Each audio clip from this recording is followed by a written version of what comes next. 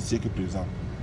Je vois beaucoup de gens, oh, on va aller écouter tel pasteur, on va aller écouter tel prophète, on va aller écouter tel évêque, on va aller écouter tel évangéliste. Oh, tel pasteur vraiment très fort. Oui. Et le Saint-Esprit, il est quoi?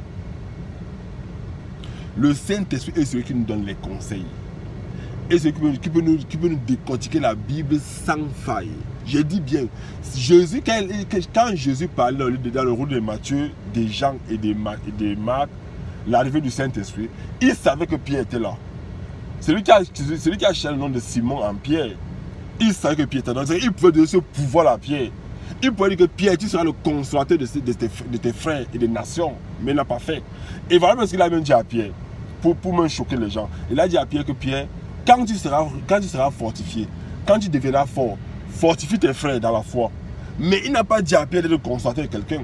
Si Pierre, étant l'apôtre par excellence, n'a jamais été le consolateur de quelqu'un, il n'y a aucun pasteur, aucun prophète, aucun apôtre, aucun évangéliste, aucun docteur de la loi, aucun évêque qui peut être un consolateur pour quelqu'un.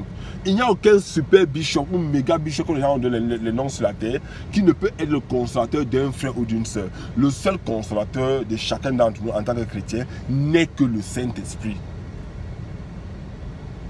Tu vas écouter un pasteur 500 ans, il ne va jamais te consoler comme le Saint-Esprit va te consoler. Tu vas écouter un prophète, que whatever le nom qu'on les appelle, personne ne sera fort à t'édifier ou à te consoler comme le Saint-Esprit. Pourquoi Jésus l'a fait? Parce que l'homme a toujours échoué.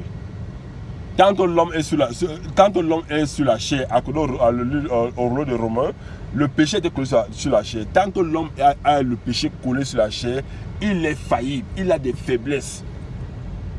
À plus fort raison de ces siècles présents où des hommes de Dieu, entre parenthèses, des serviteurs de Dieu, entre parenthèses, sont dans les scandales. Aujourd'hui, les gens fuient les ministères. Les gens fuient même la foi en Christ à cause des scandales que les hommes de Dieu ont fait sur la terre. Et il faut aussi noter qu'il y a la différence entre un ministère d'un serviteur de Dieu et l'église. Dans l'église, il n'y a jamais de